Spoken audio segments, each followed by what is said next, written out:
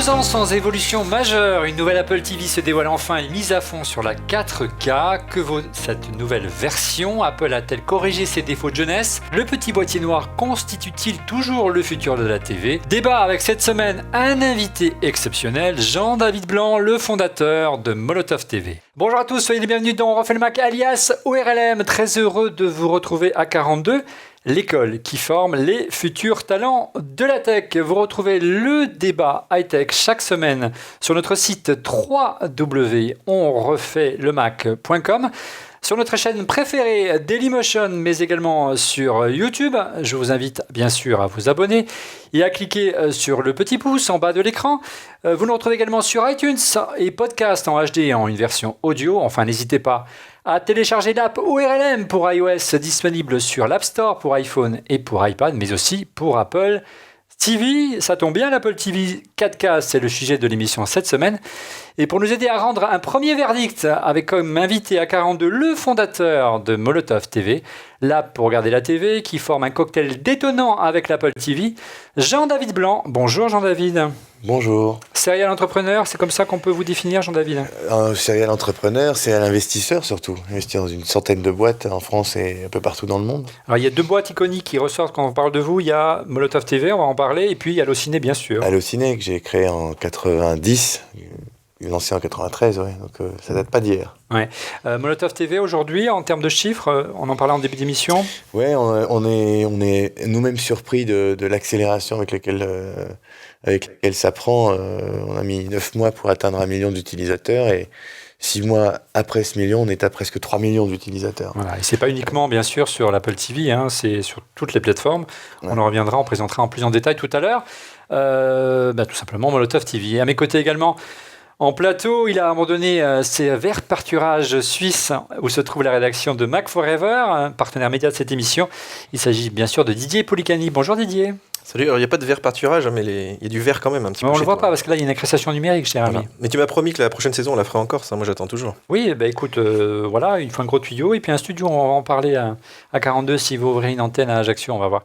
En duplex, depuis l'Écosse, malheureusement le cryptage de son image ne nous permet pas de dire ce qu'il porte sous son kilt. Il s'agit bien sûr de Monsieur X, cet ancien responsable d'Apple qui avance, comment dire, visage masqué. Bonjour Monsieur X. Oui, bonsoir Olivier, visage masqué même en Écosse. Et tu sais, je suis vraiment ravi qu'on parle alors de 4K bien sûr, hein, ouais. Parce que je vous ai saoulé beaucoup avec ça d'Apple TV. C'est rien de le dire. Moi en Écosse, c'est pas si loin de ça de Paris. Je me bats avec des problèmes technologiques simples. Tu vois, avant l'émission, comme je te l'ai dit, je suis allé chercher un adaptateur de courant pour pouvoir brancher ma batterie française avec le réseau écossais-anglais. Moi, ça me rend dingue, alors qu'on est capable de faire de la 4K, qu'on n'ait toujours pas résolu ces problèmes de standards. Je vais en parler à Elon Musk, c'est le patron de l'innovation autour de l'électricité. Il veut peut-être nous fixer ça dans les années à venir. Très bien, ouais, écoute, on va voir. Et puis avec le Brexit, je suis pas sûr que ça va s'arranger, mais passons. En duplex de son appartement parisien, il délaisse quelque temps ses business plans et autres bilans financiers pour venir parler avec nous de tech, sa vraie passion. Monsieur Rodrigo Sepulveda Schulz d'Expon Capital. Bonjour Rodrigo, ça faisait longtemps. Oui, ça faisait longtemps. Au moins, il y a 2 émissions, on a fait le live ensemble, si tu te souviens. Oui. Oui. On a la 4K, tu sais, ce petit boîtier qui est la 5e version. C'est voilà, confusing, hein. Oui. 5, mais 4K. Voilà, Apple TV 5 4K, mais on va en parler. Enfin, dernier chroniqueur, celui qui compte frénétiquement les jours jusqu'au 3 novembre, date de sortie de l'iPhone 10, Stéphane Zibi, consultant digital. Bonjour Stéphane. Bonsoir à tous. Combien de jours avant l'iPhone 10 ? Comment ? Combien de jours encore ? Combien de dodo avant l'iPhone 10, Stéphane ? Combien de dodo ? Beaucoup trop. Bon, mets des sous de côté en attendant. Avant de passer au crible Apple TV 4K, un coup d'œil sur le chiffre de la semaine. Le chiffre de la semaine, c'est le résultat de notre sondage publié sur Twitter cette semaine. La question était, pensez-vous qu'Apple va concurrencer Netflix avec une offre de streaming ? Alors Didier, quelles étaient les réponses ? Mais écoute Olivier, c'était assez 50-50 cette semaine, hein. On a 57% de non, donc qui n'y croient pas trop. Il faut dire que l'expérience d'Apple pour l'instant n'est pas très convaincante, et on a quand même 43% de oui. Voilà. Alors, on attend de voir en fait. Ce qui est amusant, c'est qu'au moment où nous avons publié ce sondage sur Twitter, le Wall Street Journal révélait qu'Apple avait signé un accord avec Amblin, la société de production de Steven Spielberg, pour produire de nouveaux contenus vidéo et en particulier de nouveaux épisodes de la série qui avait marqué la fin des années 80. Ça s'appelle Amazing Stories, histoire fantastique pour ceux qui ont mon âge et qui avaient Canal+ à l'époque. Cet accord serait à l'initiative de Zach Vandenberg et Jamie Ellerich, pardon pour la prononciation, débauchés de Sony avant l'été. Et Apple disposerait d'un budget colossal de $1 milliard pour produire du contenu. On va poser la question tout simplement à Jean-David.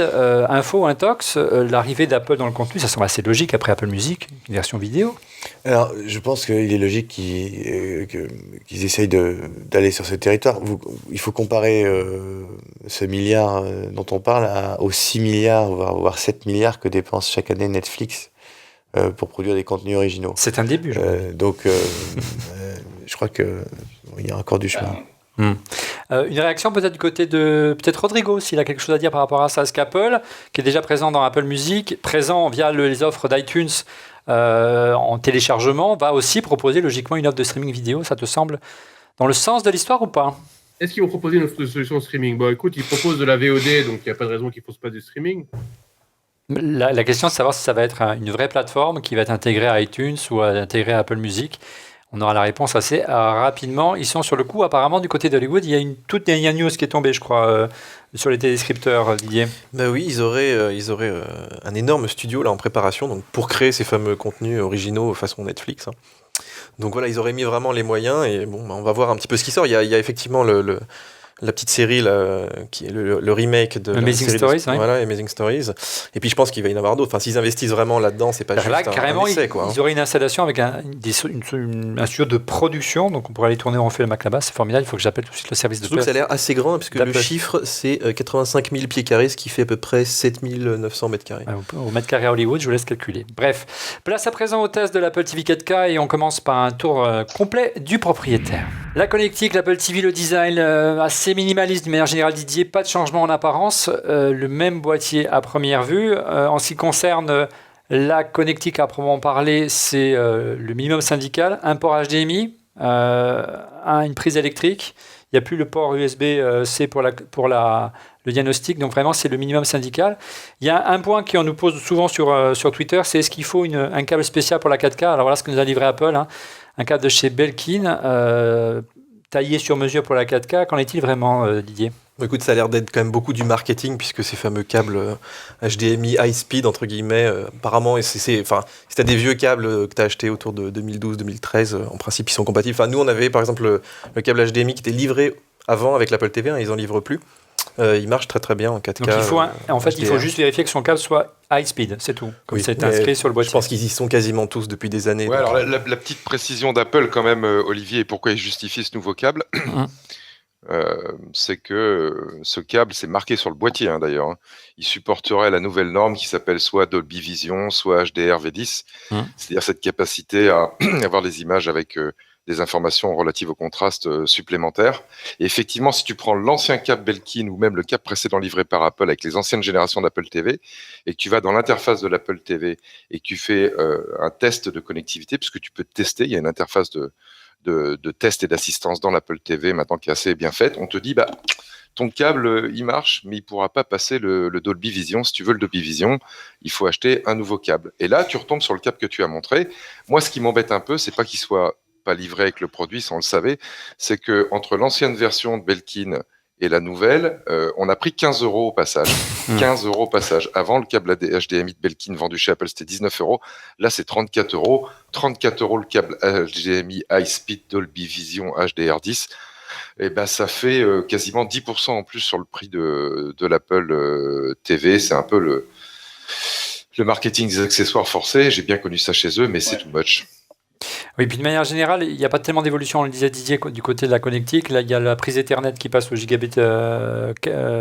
Avant, c'était du 10-100. Donc, on a une meilleure connexion en filaire maintenant qu'en sans fil, ce qui n'était pas le cas avant. Le sans fil, ça fonctionne assez bien également en Wi-Fi et en 4K. Là, on peut connecter tout simplement son Apple TV en 4K avec une connexion Internet. On y reviendra sur les limites de bande passante avec une problématique que connaît bien Jean-David. Il y a une remarque qui revient assez souvent, Didier, c'est l'absence de prise digitale, de sortie digitale Toslink.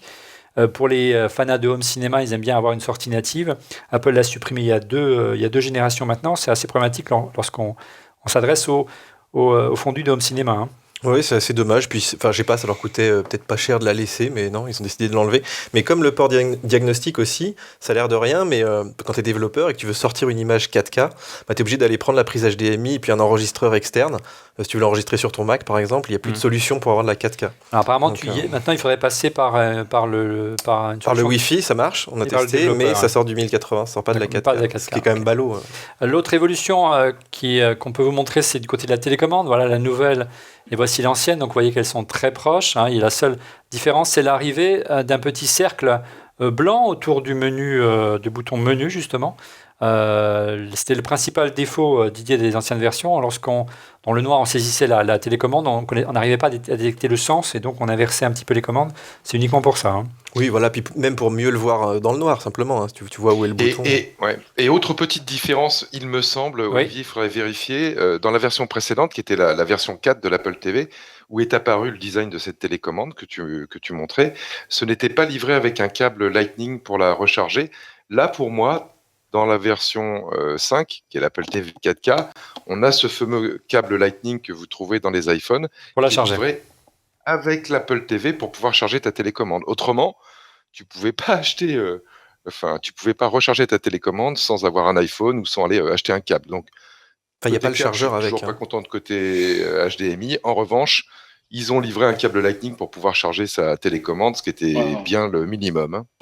Concernant cette télécommande, ce qui est relativement apprécié, on va lister rapidement, on en a déjà parlé à cette émission, mais pour ceux qui ne connaisseraient pas le système, les qualités et les défauts de cette télécommande, elle est très simple d'emploi, ça c'est assez agréable comparé à celle d'une télé classique. Regardez la télé Philips qu'on a ici en plateau, on a une magnifique télé 4K de chez Philips HDR, voilà la télécommande de chez Philips ou la télécommande de chez Apple, vous voyez la différence de philosophie. À noter le petit bouton Netflix, ça montre l'importance de plus en plus de ce système de streaming dans le monde. Et puis si on retourne derrière, vous avez carrément un clavier, c'est du Android TV. Donc on voit qu'il y a deux philosophies bien différentes. Ce qu'on a aimé également, on l'a dit, c'est le système de recharge. Avec le câble Lightning, on a 3 mois d'autonomie. Le système radio qui est assez agréable puisqu'on n'a pas besoin, on peut cacher l'Apple TV et changer de chaîne comme on veut. Et un nombre relativement limité de boutons, c'est assez simple d'emploi.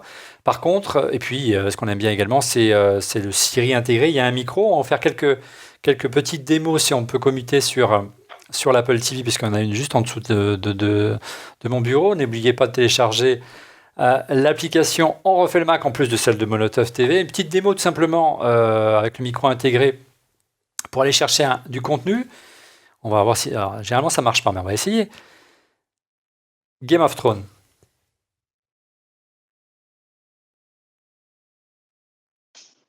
Et ça marche, et vous avez effectivement la possibilité de regarder le contenu si on peut revenir en gros plan s'il te plaît en régie.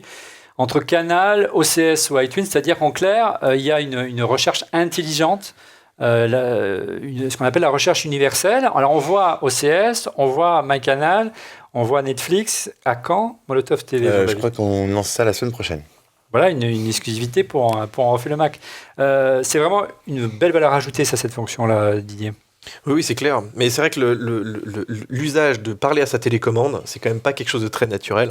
Je trouve qu'il faut quand même se motiver à parler à Siri pour aller chercher des programmes, alors que c'est beaucoup plus simple en fait. Tu veux vraiment chercher un contenu, tu te dis, en plus il le reconnaît très très bien. Ils ont fait énormément de progrès au niveau même des mots anglais que tu prononces à la française. Ça marche quand même relativement bien et ça va beaucoup plus vite que de se balader dans les menus à l'infini. Ouais. On va se tourner vers ceux qui sont des férus de l'Apple TV depuis des années, Monsieur X, Stéphane ou Rodrigo. La télécommande est très sensible en matière d'ergonomie. Apple avait beaucoup insisté sur le fait qu'elle avait une vraie valeur ajoutée. Moi, je n'ai pas été vraiment emballé. Ça manque de précision. Alors, je ne parle même pas des jeux, mais là, on reste dans la télé. Ne fût-ce que pour naviguer, c'est assez sensible. Ça manque de précision, vous ne trouvez pas ? Oui, je confirme. Ouais, écoute, oui, après, tu as un réglage, tu peux régler la sensibilité de la télécommande. Moi, je te conseille d'aller le voir et de le faire, ce test de sensibilité. Moi, je l'ai ajusté un petit peu. Et puis après, il y a la force de l'habitude. Donc moi, je suis pas trop gêné. Je trouve qu'après, les limites de la télécommande, la nouvelle, elles restent les limites de la précédente, sa grande sœur. Moi, je la trouve mal adaptée pour vraiment interagir avec la télé, notamment pour les jeux. Et pour commander l'interface, réessaye, ajuste la sensibilité, ça passe bien. Et puis si ça passe pas, opte pour le Tout Siri, le mode Tout Siri. C'est ça le futur de l'interface avec l'Apple TV, et puis la télécommande, elle sera là comme backup. Ouais, on aurait pu... En complément, pardon, Oui, Stéphane. Olivier, moi, je n'utilise plus la télécommande depuis le début. Elle est rangée dans un coin parce qu'on la paume. Mais j'utilise l'application Apple Remote qui remplace totalement la télécommande. Et au moins, Apple TV, même, ça s'appelle maintenant. Ouais, c'est vrai qu'elle est assez pratique, comme on peut voir sur ces images, qu'elle permet effectivement d'avoir un vrai clavier, le clavier de l'iPhone, même s'il est virtuel. Et il permet effectivement de saisir directement les codes. C'est assez pratique. En revanche, on aurait pu avoir quelques évolutions, comme un vibreur, par exemple, pour les jeux, ça aurait été assez bien. Quelques touches rétroéclairées pour travailler pour zapper dans le noir, c'est aussi appréciable, vu le prix de l'Apple TV. Et enfin, petit détail, mais qui a son importance, cette télécommande, regardez, je les mets côte à côte. Elles ont un défaut, elle est en verre, et regardez, si elle tombe sur une surface un peu dure, elle se casse tout simplement. Donc le verre c'est beau, mais pas pour les télécommandes, Johnny Ive, please, il faudra nous changer ça. C'est juste pas possible. Regardez-le encore une fois en bas, j'avais peut-être caché avec mes doigts. Voilà, c'est assez fragile. On va parler maintenant, si vous êtes d'accord, de l'évancée la plus majeure et la plus importante de cette Apple TV, bien sûr, c'est la 4K. L'Apple TV 4K, une offre de contenu encore pauvre, c'est de manière générale la remarque que l'on peut faire en préambule. Il n'y a pas aujourd'hui énormément d'offres autour de la 4K. On va en parler un instant avec Molotov parce qu'ils nous font une belle surprise pour cette émission. Mais concrètement, il n'y a pas énormément d'offres aujourd'hui, Didier. D'ailleurs, quand tu installes ton système et que tu cherches de la 4K, donc tu commences par regarder les bandes annonces que te propose iTunes, tu t'aperçois qu'elles ne sont pas en 4K HDR. Ensuite, tu vas te balader un petit peu, par exemple, dans les jeux. Tu t'aperçois qu'il y a très peu de jeux en 4K. Ouais. Il y a aussi ton iPhone qui diffuse de la 4K en AirPlay, mais il diffuse pas en 4K, enfin ça apparaît en Full HD. Et l'offre est extrêmement pauvre. Alors, et même sur iTunes, tu as une quinzaine, une vingtaine de films en fait. On va aller si tu es d'accord sur l'offre d'Apple, qui est l'offre principale sur l'iTunes avec les Movies. Il y a normalement un bandeau publicitaire qui fait l'apologie de la 4K. Hommage au regretté Jean Rochefort. Je crois. Voilà, elle est là. Et effectivement, il y a une trentaine, une quarantaine de films disponibles en téléchargement, même si la lecture se fait en streaming. Donc il n'y a pas énormément de titres pour l'instant en français, en version française. Après, ça va s'étoffer. La bonne nouvelle, messieurs, c'est que Apple aligne les prix sur la version haute définition. En clair, vous avez déjà des films en haute définition, ils sont automatiquement mis à jour en 4K. Même si l'offre est encore assez pauvre. Et les prix sont relativement raisonnables. Ça, c'est un bel effort. Il faut le souligner de la part d'Apple, Didier. Et c'est même inédit. Mais en fait, ils ont joué un peu sur le fait qu'avant, la SD était moins chère que la HD. Maintenant, tout est au même prix et plutôt au prix élevé de la HD. Donc voilà. Mais effectivement, une fois que tu as acheté tes films, de te dire que la 4K est gratuite, c'est quand même assez inédit sur un service comme ça. Il y a un bémol quand même. Il manque, alors que c'est Apple et qu'on sait qu'ils sont très proches historiquement de par... Pixar et Steve Jobs de Disney. Il manque le studio Disney dans l'offre d'Apple, et notamment l'offre Marvel, qui, avec sa filiale qui cartonne en ce moment entre les super-héros et bien sûr la franchise Lucas qui va arriver derrière aussi. Bref, il y a encore du grain à moudre du côté du contenu. Pour les prix, il faut compter entre 13,99 €, 16,99 € jusqu'à 19,99 € pour une sortie récente. Par contre, les prix sont plus raisonnables si les films sont plus anciens, plus d'un an. Il faut compter à partir de 4,99 € et 6,99 €. C'est presque déjà un mois à Netflix ou un mois à Molotov TV. Quid de la 4K pour Molotov, justement? Où en est-on? Qu'est-ce qui est prévu en termes de développement en France et sur Molotov aujourd'hui? Déjà, je veux faire une remarque, c'est que c'est bien d'avoir une Apple TV 4K, mais il faut aussi avoir le matériel, la télévision derrière qui soit 4K. Il faut aussi avoir le débit qui est 4K. Et en réalité, c'est pas votre œil qui va vous dire si vous voyez du 4K ou de la 1080p. Surtout qu'Apple, effectivement, n'affiche pas de menu pour dire vous êtes en résolution Full HD, en 4K ou en 2K, etc. Donc, c'est vraiment au jugé. Alors, c'est justement pour ça. Alors, deux annonces à faire aujourd'hui. C'est que la plateforme Molotov est maintenant compatible 4K et 1080p. Et donc, on peut maintenant voir les chaînes... une vingtaine maintenant et de plus en plus maintenant en 1080p pour ceux qui ont souscrit à une offre Molotov. Sinon, les autres, c'est en 720p. Y compris l'offre gratuite. Alors, l'offre gratuite, c'est en 720p. D'accord. Après, c'est toujours la même chose. Ça dépend de votre matériel et de votre débit. Mais si vous avez le bon matériel et le bon débit, ça monte jusqu'à 720p. Et pour bénéficier du 1080, il faut avoir n'importe quelle offre payante. Démonstration, Jean-David Mais ce qui est très original, et pour répondre à ce que vous venez de dire à l'instant, comme on ne sait pas voir et identifier si réellement on bénéficie d'une expérience 4K, eh ben on a mis au point un truc assez rigolo sur Molotov, accessible pour tout le monde gratuitement, qui est un genre de speed test qui va tester votre matériel, votre débit, et vous afficher une chaîne uniquement... Dans la résolution auquel vous avez droit. Non, uniquement en 4K si vous avez le matériel et le débit compatible. Et sinon, ça vous affiche la résolution réelle de votre configuration, qui est un mix de votre... Et donc, ça vient tout juste d'être lancé au moment où on enregistre cette émission. Exactement. On est mercredi soir. Alors, je peux vous faire une démo. Ouais, on va essayer. On va basculer sur Molotov. Basculer sur Molotov. Il suffit d'aller dans chaîne, on y est déjà. Et Ouais. vous voyez cette chaîne qui s'appelle... On fait ça en partenariat avec Lux TV 4K, et non pas Lux TV, mais Lux TV 4K. C'est donc une chaîne qui est entièrement diffusée en pur 4K. Quand vous lancez la chaîne, vous allez voir, il va s'afficher un genre de speed test. Et bon, alors là, il se trouve que vous avez la bonne définition. Parce qu'on est à l'école 42, il y a une grosse fibre, effectivement. Ouais. Donc tout de suite, vous êtes passé sur l'image. Et ce que je peux vous garantir, c'est que ce que vous voyez là, c'est véritablement du 4K. Ouais. Si votre débit ou votre matériel ne permettait pas de voir de la 4K, vous verriez, comme on l'a vu rapidement, la flèche sur la résolution réelle que vous permet de voir votre matériel. Alors parlons un petit peu de Molotov TV, parce qu'il ne faut pas dire Molotov TV. Aujourd'hui, on est à peu près à 2 ans et demi de son lancement. Ah non, moins, on est à 1 an et 2 mois. On a lancé à l'été 2016, donc on est en octobre. Le temps passe vite pour moi. Donc il y a une offre de base gratuite pour ceux qui ne connaisseraient pas de 35 chaînes gratuites, donc les chaînes de la TNT, c'est ça ? Alors il y a 26 chaînes sur la TNT, donc il y a à peu près 10 de plus, ouais. Et en fait, Molotov est un service gratuit qui permet d'accéder à un peu plus que l'ensemble des chaînes de la TNT. Il suffit de s'inscrire. Et puis des fonctionnalités très originales comme le retour en arrière au début de l'émission. Par exemple, vous regardez le journal, vous arrivez au milieu du journal, vous voulez voir le début, vous remontez dans le temps alors que vous êtes en live. La possibilité d'enregistrer dans le cloud. Alors ça, c'est vraiment une particularité de Molotov, c'est en fait... la réinvention du magnétoscope, ce que vous appelez les bookmarks, voilà. Possible d'enregistrer même dans l'offre gratuite. Exactement, on offre 10 heures d'enregistrement. Ouais. C'est exactement comme si vous aviez une box, mais en réalité elle est virtuelle. Et vous pouvez enregistrer un film qui va passer, une série, etc. Et puis après, vous pouvez rajouter des options qui sont en fait plus d'espace pour enregistrer. Effectivement, maintenant, donc la Full HD, voire 4K s'il y a des chaînes et des contenus disponibles.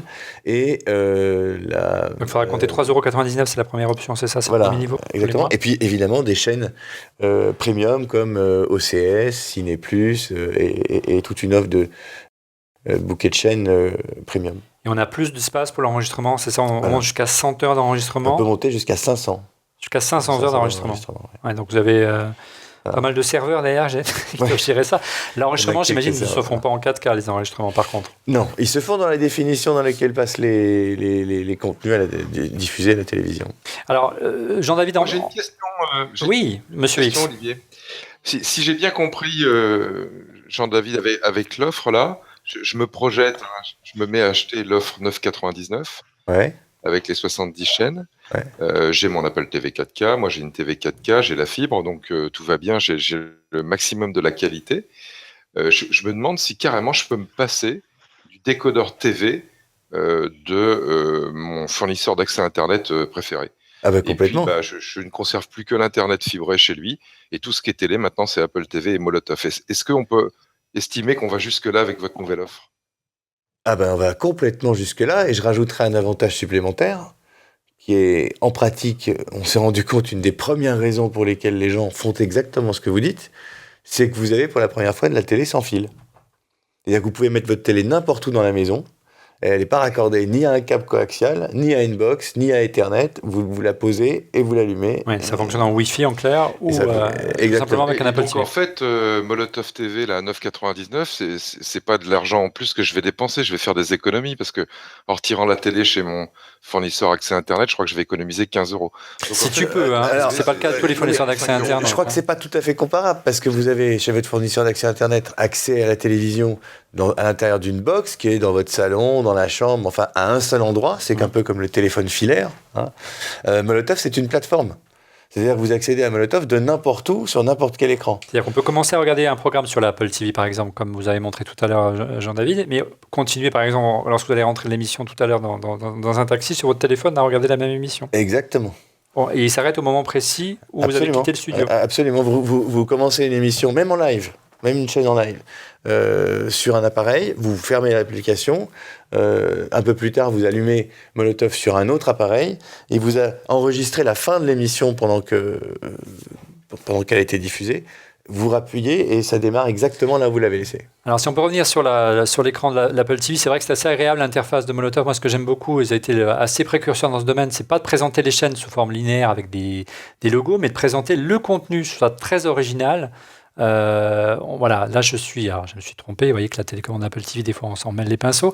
Voilà, on a le programme qui est mis en avant et non plus la chaîne. Je trouve ça très intéressant et d'un coup d'œil on sait qu'on va regarder une émission et son contenu, c'est vachement malin. Enfin, c'est le couple des deux en fait, on peut pas dissocier un programme et sa chaîne, c'est comme si on dissociait un article et le nom du journal, vous voyez, c'est pour nous c'est...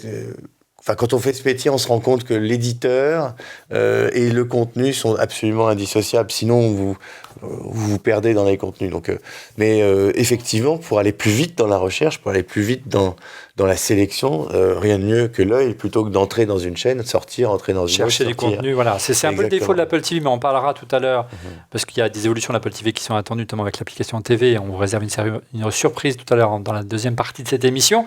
C'est déjà un peu l'esprit de l'application TV. C'est un peu Molotov TV qu'il a inventé, je dirais. Exactement. Puisque j'aurais arrêté de dire Molotov TV, on va dire Molotov, c'est le bon nom. Puisqu'effectivement, on peut directement trouver les contenus qui vous intéressent directement. Si on peut rebasculer, moi ce que j'aime beaucoup, c'est non pas forcément n'oubliez pas les paroles, même si j'aime beaucoup quand même, c'est cette petite fonction-là, quoi de neuf, automatiquement il me met en avant les derniers programmes que j'ai regardés, vous connaissez mes goûts, hein, voilà.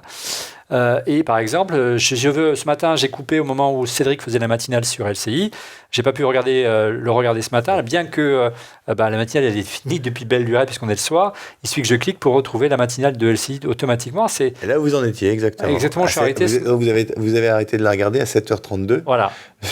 Ce matin. Donc, on va couper pour des raisons de droit.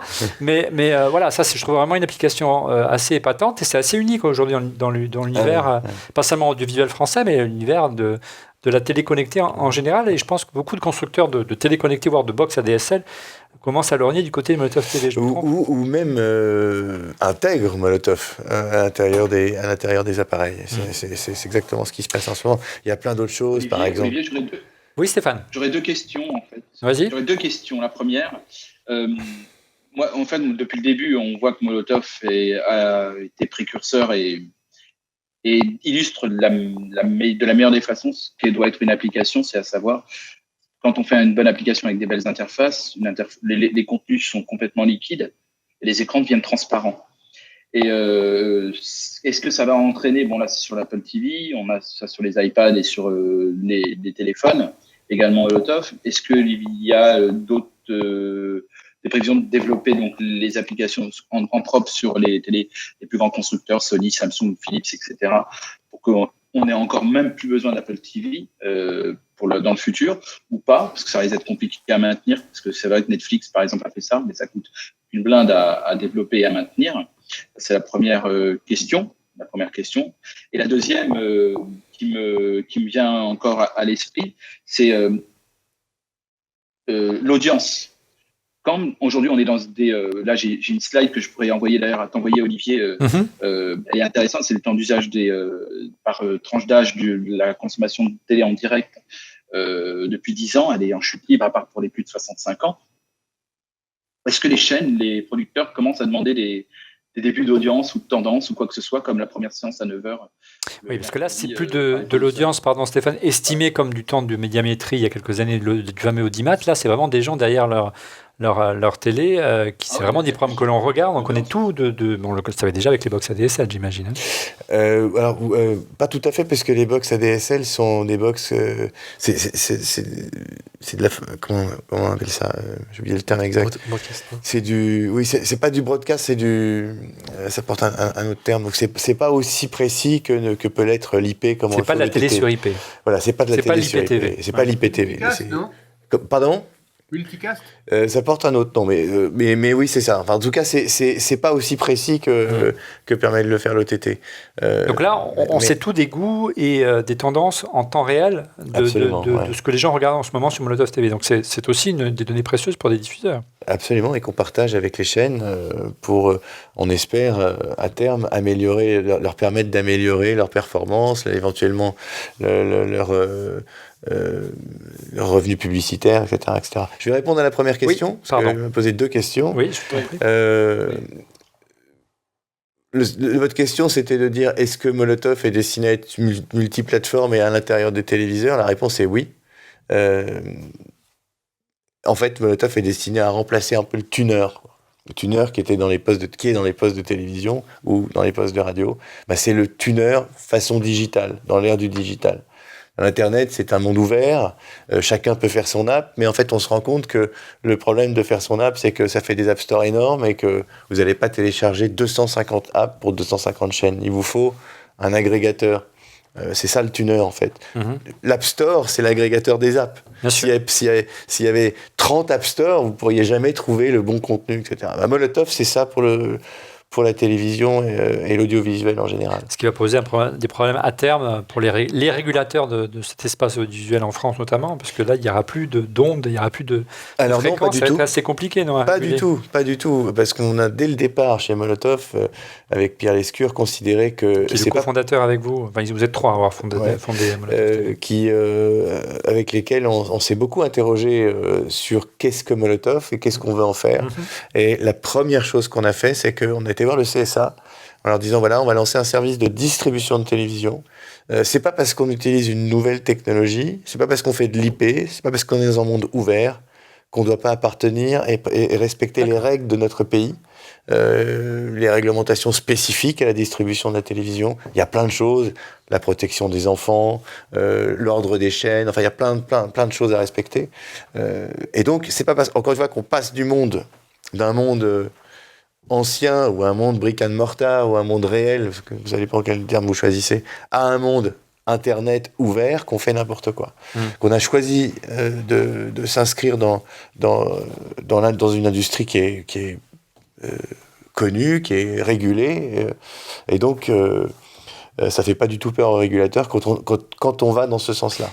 C'est quand même plus simple quand on est un acteur français et qu'on s'adresse aux instances françaises, ce qui n'est pas forcément le cas des grands acteurs de la Silicon Valley qui, eux, sont plutôt une tentative de rouleau compresseur, mais on y reviendra un peu plus tard. Mais c'est ce qui pose problème, on le voit bien avec le problème des GAFA, le problème fiscaux, Apple, encore une fois, si un studio d'Apple demain, la chronologie des médias, je ne suis pas sûr qu'ils comprennent ce terme-là. On y reviendra plus longuement tout au long de cette émission. Brièvement, pour revenir au terme de l'Apple TV, pour avoir la 4K aujourd'hui à la maison, plutôt, j'ai lu 25 mégabits, ça vous semble le niveau minimum, c'est-à-dire en clair une connexion VDSL non, on peut faire la 4K à partir de 12. À partir de 12. De 12, ouais, ça va. Donc Apple laisse une marge de manœuvre assez importante. Ouais, bien Donc sûr, une bonne connexion ADSL suffit. On est à 24 mégas pour une bonne connexion ADSL.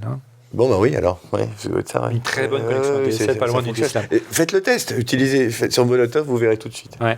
Et même si la connexion fibrée, tu confirmes, Didier, la connexion fibrée, c'est quand même... Oui, mais après, c'est aussi il y a la mise en cache, il y a tout un tas de choses. Donc, plus tu as une grosse connexion, plus ça va aller vite pour changer de chaîne, pour tout un tas de choses. Donc, mais effectivement, 25 mégas... Enfin, YouTube, je crois, diffuse autour de 10, 12... mégabits, mais après, il y a aussi des histoires de format, ça dépend le format que tu utilises, ça dépend de la qualité que tu mets. Alors la principale difficulté pour conclure sur un petit peu les enjeux autour des offres de streaming aujourd'hui, autour de l'Apple TV ou autour des différentes solutions de diffusion, pour vous David, c'est de mailler votre réseau. On sait qu'il y a pas mal de batailles autour de ce qu'on appelle les CDN, pour assurer une diffusion un peu plus fluide, le plus vite possible et le plus près de vos téléspectateurs, je sais pas comme ça si on peut les appeler comme ça, pour que la charge tienne. Quand on regarde un soir de match sur MyCanal concrètement, un match du PSG en direct, on voit que la qualité n'est pas forcément au rendez-vous parce que les serveurs ont du mal à répondre à la charge. C'est ça l'enjeu aujourd'hui C'est un des enjeux, mais vous savez, si on remonte le temps de 5 ans, on se rend compte que c'était très difficile de faire ça, que ça coûtait 10 fois plus cher, que c'était plus compliqué. Aujourd'hui, c'est des technologies qui se standardisent, et on avance encore dans 2-3 ans, vous allez voir que ça va devenir... On l'a vécu lorsque la HD est arrivée aussi, c'était un peu exactement, la même chose. Exactement. Le sens de l'histoire fait que c'est des choses qui vont se régler tout de suite. Allez, brièvement, on va finir le tour des offres de HD, de 4K sur l'Apple TV. Donc, on a parlé de l'offre d'iTunes. Vous avez vu qu'il n'y a pas pléthore de films, mais ça devrait arriver, et surtout à un prix relativement raisonnable. Bon point, c'est rare chez Apple, il faut le souligner, que Molotov s'y met également, et en plus avec des offres à des prix assez raisonnables. Et on peut penser que les grandes chaînes hertziennes devraient s'y mettre au fur et à mesure. Qu'en est-il des autres grands diffuseurs de 4K, des grandes applications disponibles sur l'Apple TV? Bien sûr, il y a l'application MyCanal, on en parlait à l'instant. Regardez, l'offre pour le moment est limitée à assez peu de choses. Il y a 2 séries. Regardez, MyCanal. Voilà, il faut que la bande passante décolle. Pourtant, on y est là, à la demande. Voilà. Et regardez, vous avez un petit bouton qui va apparaître. Normalement, voilà, l'Apple TV a un peu de mal aujourd'hui. UHD 4K, et vous avez, regardez, simplement 2 offres, c'est pas énorme, il y a 2 séries, et notamment le Bureau des légendes. Oui. Olivier, les développeurs de MyCanal, qui ont la gentillesse pour certains de suivre mon compte Twitter, quand j'ai pris les photos de cet écran-là, juste après avoir installé mon Apple TV 4K, on dit qu'il ne se passerait pas... beaucoup de temps avant qu'on ait des flux live. Oui, apparemment, d'après ce que j'ai lu, il y a une version de Canal+ en UHD qui devrait arriver en live, c'est-à-dire l'intégralité des programmes diffusés sur cette chaîne en 4K à partir du 22 octobre prochain. Ça, c'est bon pour Stéphane, fan du PSG, pour la diffusion du Classico OM PSG. Voilà. Et ce sera sur tous les devices, pas simplement l'Apple TV, mais également l'iPad et l'iPhone, s'ils sont capables d'afficher de la 4K. Je précise que... Ce qu'il faut se souvenir, Olivier, c'est que si tu as Canal+ aujourd'hui à travers la box d'une opérateur qui est 4K, ça existe, par exemple Orange. Ouais. Aujourd'hui, quand Canal+ émet à travers la box 4K d'Orange en Ultra HD, si tu as une télé 4K, tu as Canal+ en 4K dès aujourd'hui à travers ta box opérateur. Donc, quand ils ont du contenu 4K, le contenu 4K, il est disponible. Ils pourraient l'envoyer à travers l'Apple TV. C'est pas un problème de contenu qui est disponible. Ils le font déjà à travers cette box opérateur.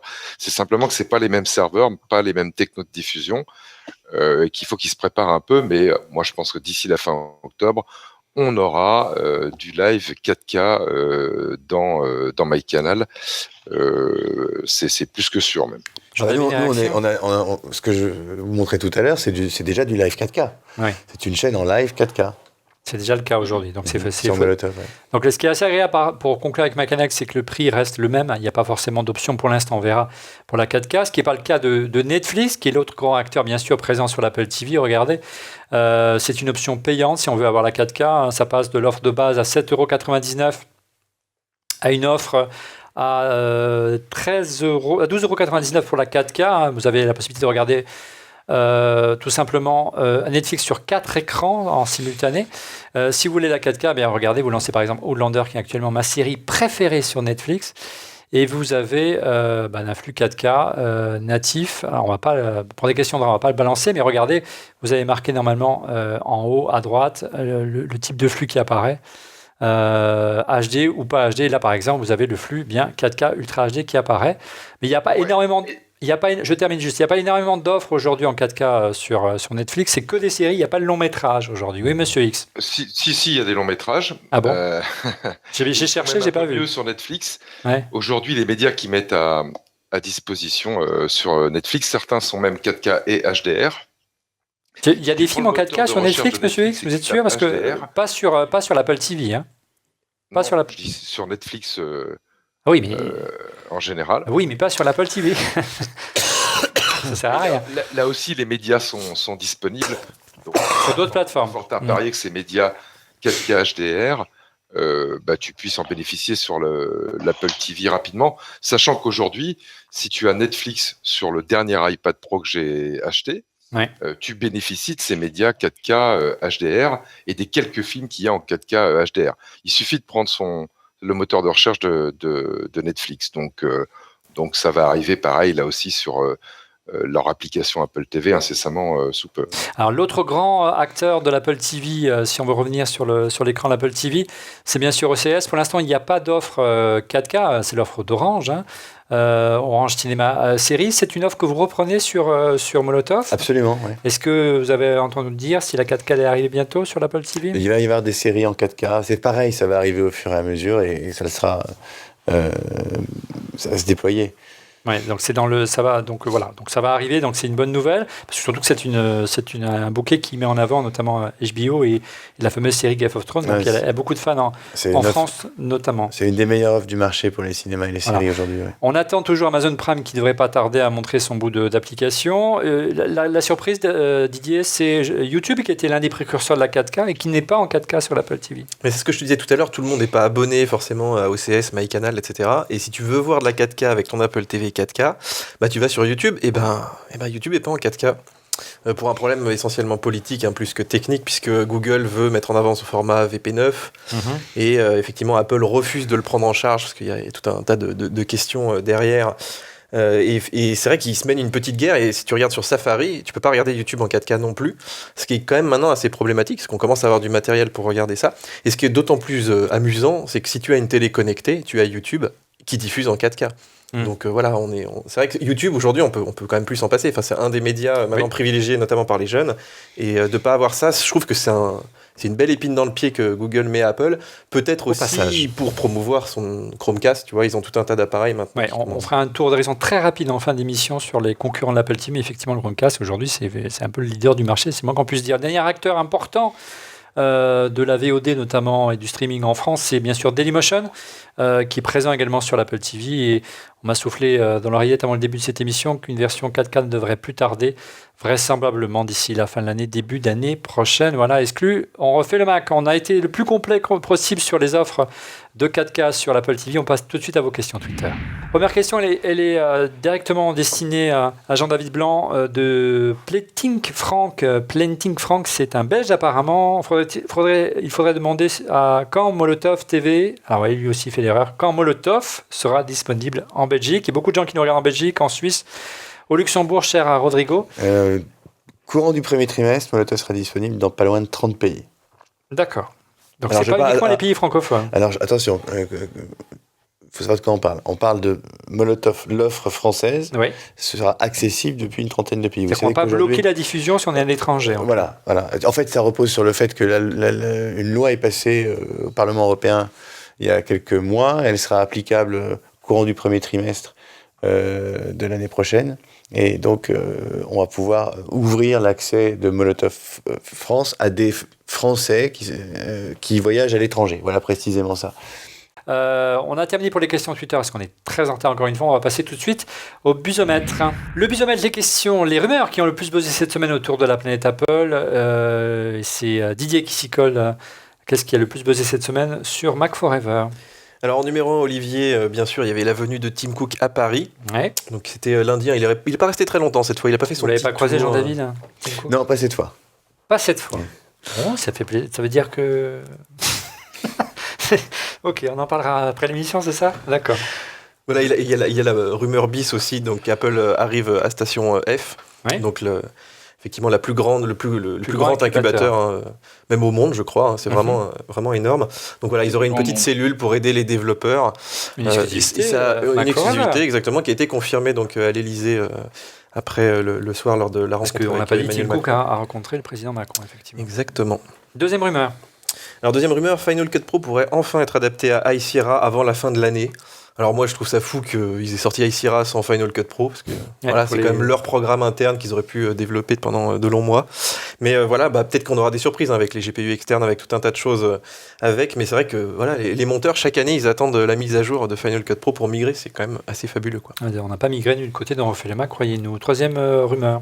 Alors troisième rumeur, alors ça c'est une vraie rumeur puisque ça n'a pas été confirmé, hein, mais des iMac Pro, les futurs iMac Pro seraient sous-cadencés, c'est-à-dire que leur processeur serait un petit peu réduit pour éviter d'avoir trop de chaleur dans le boîtier, puisqu'on sait que c'est à peu près le même boîtier que l'iMac 5K. Extrêmement fin. Et du coup, voilà, on va avoir des Xeon un petit peu moins rapides, des GPU un petit peu moins rapides. Les cartes graphiques, quand on voit les cartes graphiques aujourd'hui dans les PC avec des ventilateurs déjà énormes. Ça fait beaucoup de bruit.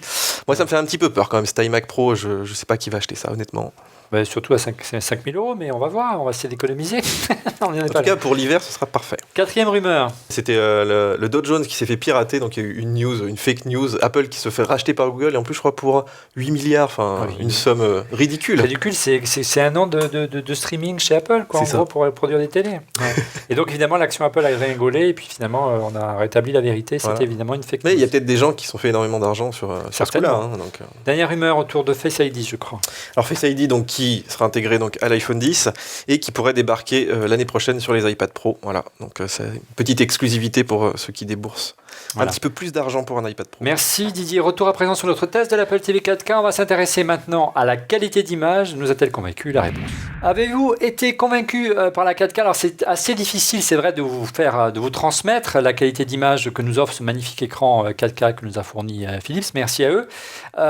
Tout simplement parce que l'émission est diffusée en S720p ou en Full HD. Sur vos devices et même sur l'Apple TV, on n'a pas la possibilité de le diffuser en 4K aujourd'hui. Alors pour vous donner une idée, simplement regardez, on a fait une petite démo. Vous avez la possibilité, par exemple, vous savez, ce télécomiseur d'écran dans lequel on voit le trafic à Dubaï. Sur la version normale, dès que vous approchez de l'image, évidemment c'est flou. Là, regardez, on zoome carrément dans l'image et on va suivre les petites voitures qui se baladent sur la route et c'est assez étonnant, ça reste net. Alors bien sûr, il y a une dégradation de l'image de par le fait qu'on filme un écran plat, mais c'est assez bluffant. Voilà, ça vous donne une idée de la finesse de l'image aujourd'hui qu'offre la 4K. C'est un bon exemple et c'est le seul moyen, je dirais, qu'on peut vous offrir via cette émission pour le transmettre. Vraiment, la qualité, messieurs, vous êtes d'accord? Peut-être Monsieur X, vous qui êtes un féru de 4K, est au rendez-vous avec l'Apple TV 4K? Déçu ou non? Et brièvement, Monsieur X. Non, absolument. La qualité, elle est là. Moi, j'ai essayé de comparer. Alors, c'est très difficile parce que le signal, des fois, est tellement traité par la télé que j'ai une télé Sony, moi, une des premières télé 4K qui, quand elle a une source 4K, normalement, la laisse passer en natif. Quand elle n'est pas 4K, fait de l'upscaling, etc. Ça dépend aussi de la distance à laquelle tu es de la télé. Puis, ça dépend de ton âge et de tes yeux. Hein. Je te remercie. Voilà, moi, je ne vais pas dire mon âge, mais il est canonique et c'est comme Louis. À partir d'un certain moment, voir les détails, c'est un peu prétentieux. Il n'empêche, j'ai fait le test. J'ai pris en replay, Jean-David, je crois, en parlait, ou c'est toi, Olivier, la série qui s'appelle Le Bureau des légendes, saison 3 en 4K sur MyCanal. Je l'ai regardé à travers l'Apple TV et je l'ai regardé à travers la boîte, la box orange. J'ai regardé aussi sur mon Mac. Bon, j'ai trouvé la qualité absolument sublimissime. Je pense que moi, j'arrive à la limite de ce que mon œil, en fait, peut détecter. Mais j'ai trouvé l'image belle, contrastée, équilibré, franchement, absolument rien à dire, c'est parfait. À un tel point que maintenant, on en attend plus. L'appétit vient en mangeant. Ouais, on veut les flux live, s'il vous plaît. Ouais. Molotov TV. Ça arrive. C'est vraiment un argument marketing. Donnez-nous en plus, parce que quand on revient sur du SD ou même de la HD normale, tout nous paraît fade. Quoi. Ouais, on va en reparler de la HD normale. Oui, il fait le boulot. Merci Monsieur X. Mais la 4K, c'est vraiment l'argument qui manquait aux constructeurs de télé, aux constructeurs de produits audio-vidéo. Ils ont essayé la 3D, ils ont essayé plein de choses ces dernières années. Ils ont eu beaucoup de mal. Les écrans courts, est-ce que la 4K, c'est vraiment l'argument qui peut faire mouche aujourd'hui dans le grand public? Alors, deux réponses par rapport à ça. Déjà, c'est très difficile de distinguer le 1080p de la 4K. Très honnêtement, faut vraiment avoir un œil averti, être un geek absolu. De très grande qualité. Hein. Voilà. Donc, est-ce que le grand public, parce que là, on est entre nous, on est tous des geeks, mais est-ce que le grand public fait une différence entre le 1080p et la 4K? Très franchement, c'est difficile à voir à l'œil. Alors que la SD, la HD et la 1080p, il y a des vrais sauts que l'œil perçoit. La 4K, il faut vraiment se mettre tout près de l'écran. Et, bon. La deuxième chose, et ça c'est le problème, c'est que il faut que toute la chaîne de diffusion, de production puis de diffusion soit en 4K. Donc c'est bien d'avoir un écran 4K, il faut avoir une box ou une Apple TV 4K, il faut que les contenus soient diffusés par une chaîne qui diffuse en 4K et que ces contenus eux-mêmes soient produits en 4K. Ouais. Donc toute On la en est chaîne loin. qui doit être respectée. Voilà. Vous vous étonniez tout à l'heure de voir qu'il y a en fait très très peu de contenu en 4K. C'est la raison pour laquelle Parce que la captation, c'est pas fait en 4K.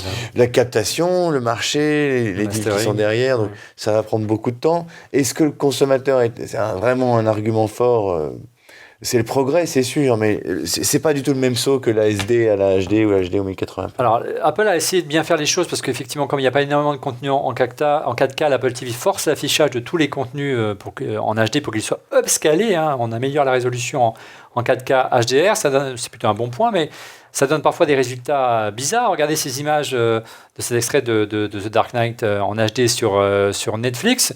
On peut voir qu'autour, que ça pixelise pas mal, autour du visage et de la main de Christian Bale. Voilà, en clair, ce mode HDR forcé 4K Didier, c'est très Apple pour vraiment simplifier la vie des utilisateurs, mais là, ça magnifie pas l'image, ça la dégrade carrément. Hein. En fait, s'ils faisaient pas ça, ta télé, elle serait constamment en train de switcher, d'enlever la 4K. Voilà, on l'a connu en informatique quand on change de résolution. Ce qu'ils voulaient pas faire, l'expérience utilisateur est quand même plus fluide avec ça. Et puis, ça dépend aussi ce que tu as comme télé. Si tu as une télé qui fait un super upscaling, comme certaines Sony, etc., voilà, peut-être tu préféreras l'upscaling de ta télé, mais sinon... Je crois l'Apple TV prend la main et ça déconnecte l'upscaling de ta télé. Hein. Ah bah totalement, voilà. Donc c'est l'Apple TV qui fait un upscaling. Apple dit qu'il est de très bonne qualité. On les croit sur parole, bien sûr. Ouais, en tout cas, c'est un argument qui peut, ces genres de petits problèmes... heurter vraiment les puristes du home cinéma qui investissent, prioritairement dans la 4K, dans le Blu-ray notamment, et qui ne veulent faire aucune concession à la qualité. Donc là, c'est un argument que devra corriger Apple. Apparemment, ils y travaillent. Une mise à jour est à attendre, certainement. Autre point qui vont heurter les puristes, Didier, ou même Rodrigo, toi qui aimes bien le son, c'est la gestion du son surround. Aujourd'hui, on s'agère le Dolby Digital 5.1 ou le 7.1, mais il n'y a pas la prise en charge de la dernière version du standard, qui est le Dolby Atmos. Alors quand on est un fondu du home cinéma comme toi, Rodrigo, est-ce que c'est vraiment handicapant ? Alors, si je puis me permettre, Pardon. Oui, Jean-David. Je crois savoir qu'une mise à jour va être faite dans l'Apple TV et qu'en fait elle est déjà... elle serait... non mais ils ont dit que ça allait arriver. Ils ont vraiment répondu officiellement. Que c'est en fait Atmos compatible. Après, on en revient à ces problématiques tout à l'heure. C'est vraiment pour les puristes. Ouais. C'est-à-dire qu'effectivement, la plupart des gens... mais le son, tu vois, le son aujourd'hui, il est en MP3. La plupart des gens sont incapables de le discerner et n'ont même pas le matériel pour le faire. Donc c'est vrai que c'est on en parlera la semaine prochaine, parce qu'on va consacrer une émission justement au son HD avec vraiment des pros du son qui vont venir nous expliquer quelles sont vraiment les valeurs ajoutées de ce nouveau format. Est-ce qu'on pourrait imaginer à terme que les diffuseurs, ou via Molotov, je n'ai pas dit Molotov TV, Molotov, on arrive à avoir vraiment une retransmission sur toutes les chaînes qu'on regarde au quotidien d'un son qui immerge autant qu'un Blu-ray aujourd'hui ? Le sens de l'histoire, c'est que les choses s'améliorent, mais vous avez raison. Il y a une limite dans l'investissement qu'on fait dans le matériel, dans la place que ça peut prendre dans un appartement. Après, on touche une partie de la population qui est vraiment très geek et c'est pas ce que cherchent à faire les grands networks. Plaçons enfin peut-être, pour être complet sur le test de cette Apple TV, un gros plan sur l'arrivée prochaine de l'application TV, c'est pas très clair comment elle s'appelle, hein, qui vise ni plus ni moins à révolutionner la télévision. On en fait le gros plan. Apple TV 4K, Molotov, le futur de la TV. Apple, on l'a dit, veut révolutionner les usages de la télévision avec l'application TV. Lancée l'année dernière aux États-Unis, elle devrait arriver en France dans les prochaines semaine. Stéphane, tu disposes d'un compte américain sur ton Apple TV et tu peux donc en profiter en France. Quel est le principe de cette application, brièvement ?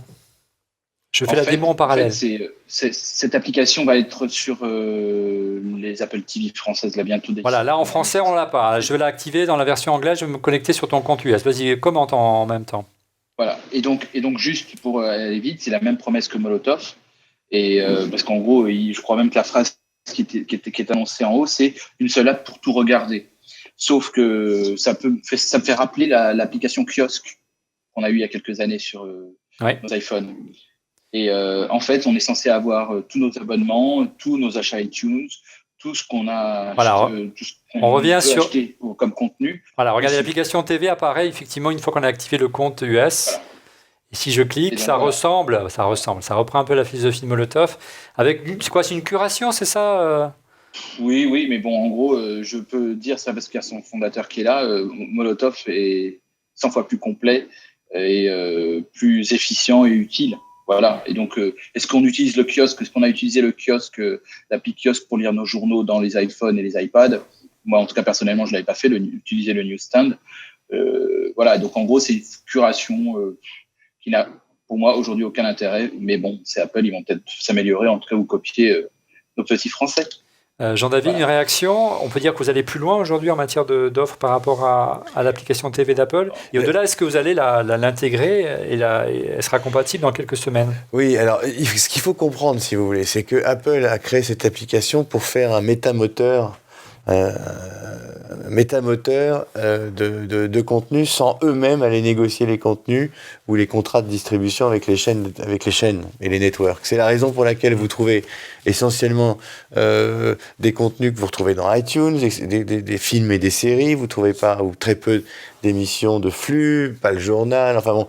Et donc, ils n'ont pas fait le travail d'un métier de distributeur qui consiste, ou de câble opérateur, qui est un métier de distributeur aussi, qui consiste à distribuer les chaînes de télé dans leur intégralité. L'app TV, c'est comme vous le disiez, c'est un news, un genre de kiosque, Qui met en avant des voilà, contenus en fonction de vos goûts. ça, et puis qui va aller fouiller dans les apps installées. Ce qui évite en clair, on peut regarder 40%. Pardon, Stéphane? Non, je disais, en plus, si on veut on souscrit, on paye via cette appli nos abonnements et ils prennent les 40%. Voilà, c'est ça. En Donc, plus, oui. c'est aussi une des raisons pour lesquelles il y a peu D'offres aujourd'hui. L'idée, en gros, c'est on peut passer d'une application, d'un contenu de Molotov ou d'un contenu de Netflix ou d'un contenu de MyCanal en restant dans cette même application sans zapper d'une application à l'autre. Disons que c'est très bien si vous cherchez Game of Thrones, et il va vous dire, Game of Thrones, vous pouvez le trouver sur Molotov, sur Netflix, sur Canal, sur ceci, sur cela. Bon, c'est super quand vous faites de la recherche. Mais la réalité de la consommation audiovisuelle, et télévisuelle en particulier, c'est que la recherche, c'est peanuts. Si on a 2 ou 3% des gens qui font du search sur Molotov, et pourtant le search est très puissant, vous pouvez chercher par acteur, par film, par chaîne, par série, par machin, en réalité, les gens adorent naviguer dans la télévision, soit regarder du live, soit naviguer dans les télévisions. Pour découvrir du nouveau contenu. Exactement. Le search, en fait, c'est pas le truc le plus utilisé. C'est pas la fonction killer, selon vous. C'est vrai. Il faut que ça existe, c'est bien pratique, mais c'est pas. C'est bien pour la VOD, vous cherchez un film en particulier, mais c'est pas ce qui est le plus utilisé en réalité. Pour conclure sur l'Apple TV, on a essayé d'être plus complet ce soir autour des offres de l'Apple TV aujourd'hui, y compris avec l'application TV qu'on vient de voir. Est-ce que vous ne croyez pas que finalement, après tout ce qu'on a vu ce soir, on était très en avance en France avec les box, notamment ADSL, qui ont fait baver pas mal de nos confrères américains notamment, que justement les box ont pris un considérable coup de vieux depuis que ces systèmes, que ce soit l'Apple TV ou d'autres, avec des applications, à l'image de ce que vous faites avec Molotov, est arrivé, que quelque part, si les box veulent rester leaders en France, elles vont devoir s'inspirer de ce que fait Molotov, de ce que fait Apple avec l'Apple TV. Et pourquoi pas des offres d'opérateurs avec une box type Apple. En fait... Plutôt que chaque opérateur continue à développer sa propre box. Il faut comprendre une chose, c'est que le problème, c'est l'écosystème. Et Tim Cook, quand il a lancé l'Apple TV, a dit l'avenir de la télé, c'est les apps. Ce qu'il voulait dire par là, c'est l'OS. Et c'est pareil pour Android. Ce qui fait la force et c'est vrai sur les téléphones aussi, ce qui fait la force d'un OS, c'est l'écosystème que Apple et Google ont mis en œuvre, de telle manière à ce qu'il y ait des apps et des développeurs d'apps, des apps disponibles. Le problème des box, c'est que ce sont des OS fermés. Il n'y a pas d'app, et il n'y a pas d'écosystème, et il y a très peu d'intérêt, même s'ils ont mis en place un écosystème pour certains, ce qui est le cas par exemple de Free, quand ils ont lancé la Freebox Révolution, ils ont dit « Ah ben on va vous donner des SDK, des machins, des trucs ». Au final, il y a peu ou pas d'applications, parce qu'il y a peu ou pas de marché, enfin de développeurs, parce que le marché finalement est tout petit, au regard de marché de plusieurs centaines de millions, ou voire de milliards d'utilisateurs. Voilà. à partir de là, oui, je pense que l'avenir des box est plutôt compté. C'est pas pour rien qu'aujourd'hui, la plupart des nouvelles box qui sortent, opérateurs, sont des box sous Android. Parce qu'ils ont compris qu'il y avait un écosystème derrière. Effectivement, la télé que vous avez en dessous du décor d'Avanfilma, effectivement, c'est une télé sous Android. Il y en a de plus en plus aujourd'hui. Merci Jean-David d'être venu jusqu'à nous. Je crois que vous avez quelques obligations, donc vous n'allez pas complètement terminer les coups de cœur. On les fera une autre fois ensemble. Merci beaucoup d'être venu jusqu'à nous. Merci de m'avoir invité. À bientôt. À bientôt.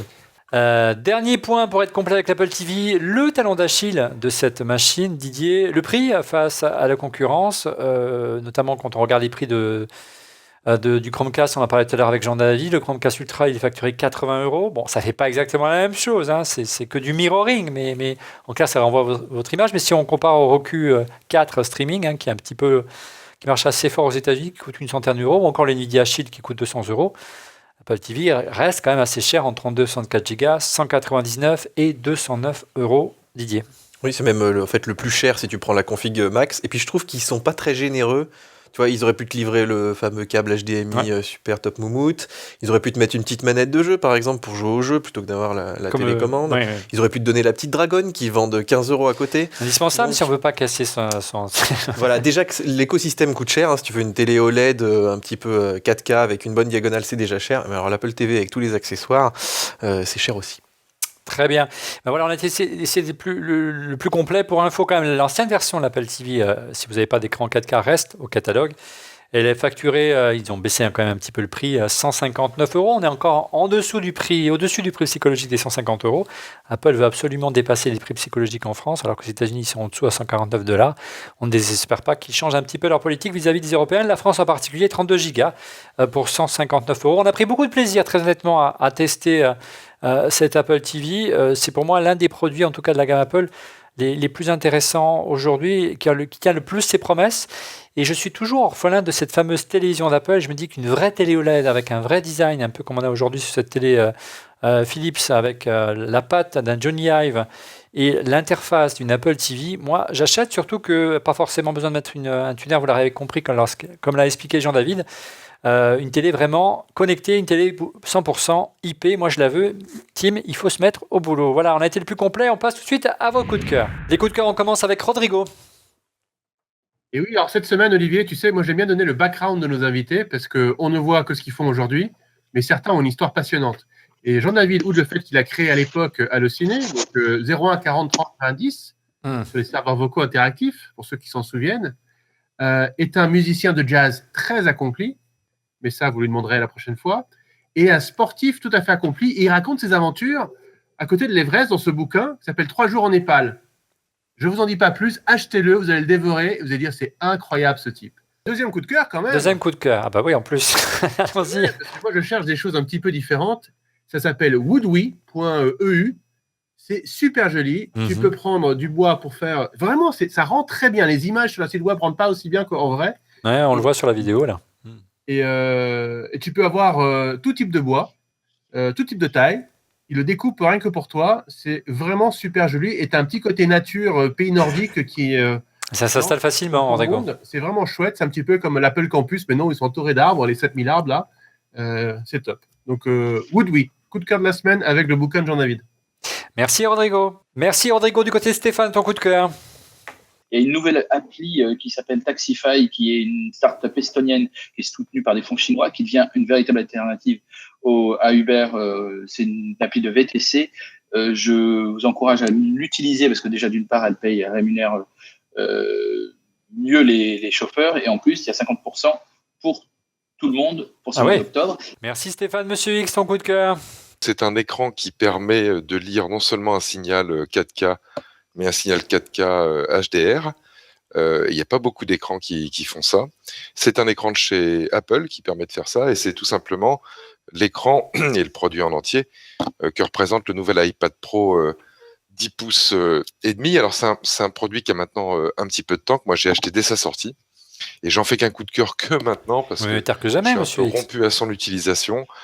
Ce produit, il est juste magnifique. Voilà, moi j'étais tombé en désamour des tablettes, je suis retombé amoureux des tablettes avec ce produit, et dans toutes ses facettes d'usage, que ça soit loisir pour faire des jeux. J'aurai un de mes prochains coups de cœur autour des jeux en réalité augmentée, que ce soit pour regarder la télé, on en a beaucoup parlé ce soir. Une fois de plus, si vous êtes abonné sur Netflix, avec l'application Netflix sur ce produit, l'iPad Pro, eh ben vous tapez HDR dans le moteur de recherche, il vous sort les films, oui il y en a Olivier, et les séries non seulement en 4K mais en 4K HDR, qualité d'image sublime, et puis même pour travailler, en combinaison avec le stylet d'Apple qui est vraiment super, et le clavier d'Apple qui est vraiment super aussi. Merci Monsieur X. Didier, de ton côté, ton coup de cœur? Alors Olivier, t'as acheté l'iPhone 8 bien sûr. Oui, il l'a acheté, je suis pas sûr. En mais attendant j'ai un l'iPhone iPhone 10, ça fait de quoi s'occuper un petit Bah peu. ouais, ouais. Et il y a quelques jours, en fait, sur le site, on a fait une vidéo sur la charge. On a détaillé un petit peu avec des petits graphes, etc., pour voir les différents chargeurs en fait qu'on peut utiliser avec l'iPhone. Et cette vidéo a vraiment bien marché. Enfin, je pense que les gens, ça les intéresse de savoir à quelle vitesse tu peux charger ton téléphone, combien de temps il faut pour le charger. Et donc, on a ces petites stations. Donc, nous, on avait celle de Mophie, mais là, il y a celle de Belkin qui commence à être un peu disponible. Hein. Maintenant, on peut l'acheter sur l'Apple Store. Donc, voilà, c'est une station classique. Hein. Tu poses ton téléphone là-dessus. Et ça met assez longtemps. Ça met 4 heures quand même à recharger ton téléphone. Contre 2 heures avec le petit chargeur minable qu'il y a dans la boîte. Donc, c'est quand même un petit peu plus lent. Mais la mise à jour n'est pas arrivée. Hein, la mise à jour n'est pas arrivée, voilà. Ça devait améliorer la vitesse de chargement, mais n'est pas encore arrivé. Exactement. Mais moi, j'utilise depuis quelques temps et je trouve ça extrêmement pratique en fait sur la table de nuit. C'est vraiment le chargeur de table de nuit. On n'a plus à chercher le câble dans le noir. Mais oui, parce que tu es dans le noir, voilà, tu prends ton téléphone, tu le remets dessus, c'est vraiment génial. Il faut juste bien faire gaffe de le centrer parce que tu peux te retrouver le matin avec ton iPhone pas chargé. Il y a un petit bip qui apparaît normalement. Voilà.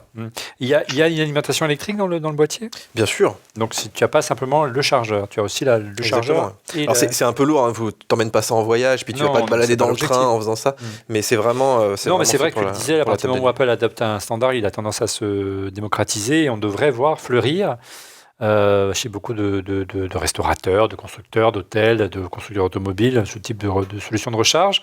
Il y a aussi, on le voit aussi du côté de chez Ikea, notamment dans les meubles, où on peut intégrer maintenant, en faisant un petit trou simplement dans un plan de travail, un système de recharge par induction. Merci Didier. De mon côté, regardez mon coup de cœur, il n'est pas très loin, il est juste en dessous, c'est cette magnifique télévision 4K, le dernier modèle de chez Philips que nous avons utilisé pour nos démos en studio. Alors on va mettre quelque chose de joli, parce que là c'est vraiment pas très joli. Regardez, un petit fond d'écran, une vue aérienne en 4K réalisée par un drone de l'aéroport de Los Angeles.